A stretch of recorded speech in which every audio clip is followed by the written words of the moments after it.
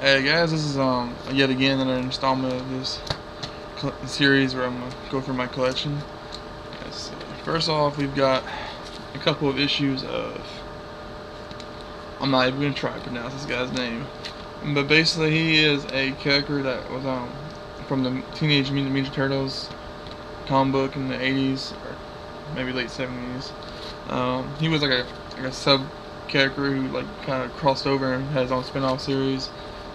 He's like, he's like, they're Teenage Mutant Ninja Turtles, so he's a samurai rabbit. It makes sense, right? Yeah, but these are actually pretty hard to find, and they're it's a cool little underground comic series. Next off we have Speed Demon #1. Well, it's one shot. This is DC and Marvel. They kind of collided, and they did all these one shots. And I went over a couple of them in other videos because I have a bunch of them. I have almost the whole series. And this is Flash and Ghost Rider mixed together. Next off we have the Superman The Wedding Album. This is basically the story where Superman gets married to Lois Lane. And it's actually not really that interesting of a book. It's pretty just lovey-dovey stuff. I have it just because it's cool. I like the cover. It's cool. It's different. It's kind of a hallmark moment in the Superman universe. Next off we have Star Wars Legacy #4. I actually have the first 7 or 8 issues of this run. This is a really cool series. I think it's still going on. I mean, it might have got canceled, but I believe it's still going on. It's been a couple years since it started. It's really cool though. It's basically the story of Star Wars really far in the future, like way past when Luke dies and all that. And after the like the Jedi's rebuild and all that stuff again. But it's cool. It's done in a very different way. Like the Skywalker character is he's actually a bounty hunter, with the ability of Force, which he's also a Force user. So it's cool. This is Batman #638. This is just the one. This is the one where it's finally revealed who the Red Hood is. He's actually Robin and stuff. So I picked it up at the comic shop a while back. I just thought it was kind of a hallmark moment again in that Batman universe. So Iron Man Rule #1. This is a cool little series they did in the I think it was the 90s actually, where they basically it's like a series of maybe 4 or 5 issues, and it goes over like all the different Iron Man's different suits, his different gadgets, the way he operates. It's like basically kind of like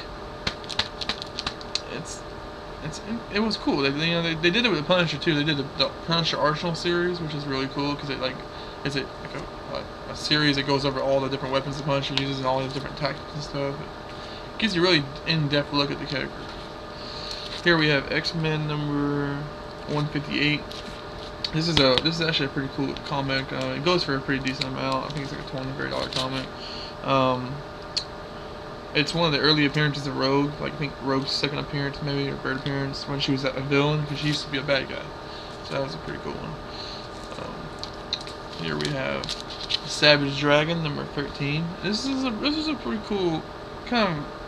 It was popular in the day, but it kind of died out. It was Savage Dragon was basically he was like a dragon guy that was raised by like a cop family in the city. He ended up becoming like a cop. So he had superpower. He had super strength and stuff. So he was like this super cop that would save the city all the time. It was a pretty cool series.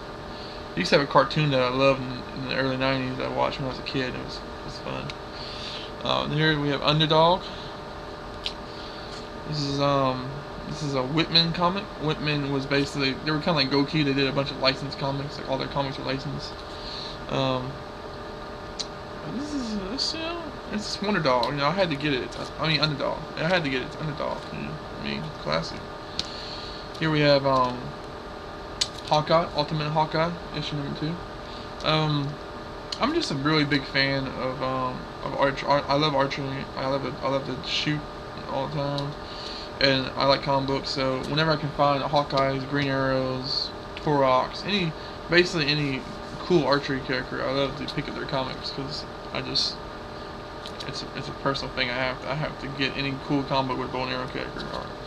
So this is #2. I love this comic. I just love the cover. His bow is so overly high tech looking, it's ridiculous. Here's another Hawkeye. This one has Hawk in it. Really cool cover.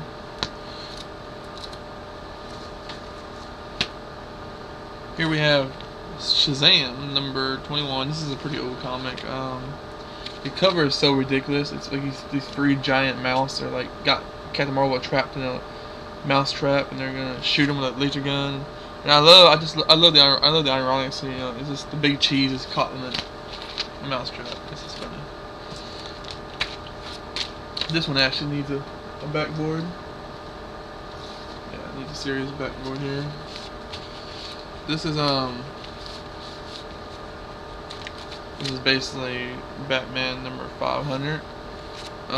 This is part of the Nightfall series. This is the one where Azrael, who was Batman's replacement after Batman got his back broken, this is where he finally avenges Batman by tearing Bane up. It was the first time Bane actually got beat in the series. You know, before then, Bane was an unstoppable villain. So it's a hallmark issue. Here we have Youngbloods number 1. Youngbloods was like kind of like when Image first kind of came out. It was like their big superhero comic, their teen comic. I don't really know that much about it. This is part of like a bundle, it was part of a lot that I bought off eBay, and it's a first issue. Figured it's cool. This is a really nice, cool, classic Silver Age Captain America. It's in pretty bad shape. I'd probably say it's probably not even poor. It's probably very poor or whatever. But it's got writing and stuff on it. But it's a cool cover. I love the old Silver Age Captain America covers. They're always so colorful and they're just cool. Speaking of cool covers, we have Savage Hawkman number 6. He's fighting the Gentleman Ghost. I'm guessing it's the Gentleman Ghost. It looks pretty different than usual, but it's cool. I love this cover. It just looks so like cool. I love how dark the villain looks, and like, gloomy and everything is.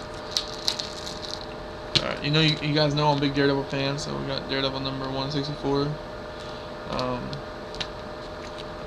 Just classic 70s Daredevil. We got the Death of Superman. Now, I know this is a pretty widespread comic. There's lots of these moving around. I haven't even took it out of the case. I haven't even took it out of the bag. I bought it like this in the bag, and I haven't even read it. I don't want to read it. I want to try to keep it as good a shape as possible because,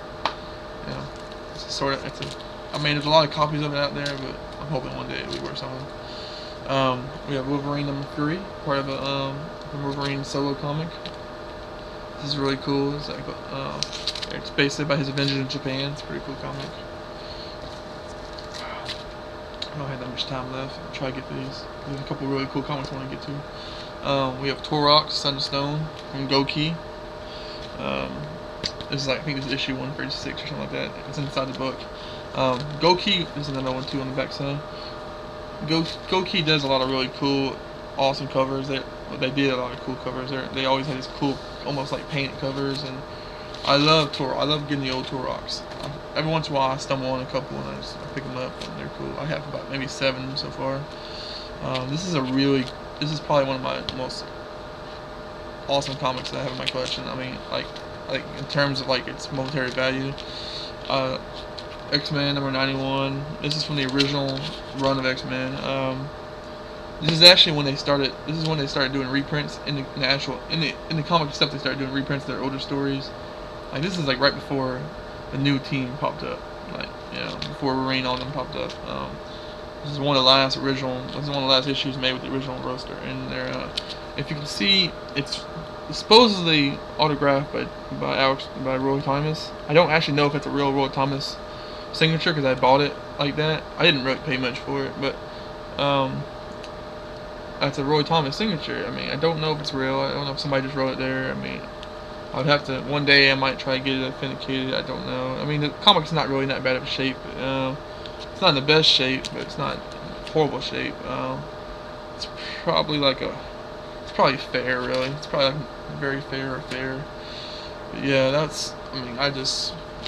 I've had this one for a long time, and one of these days I'm gonna try and see if I can find a way to prove it's by Roy Thomas or not. So thank you for watching this video.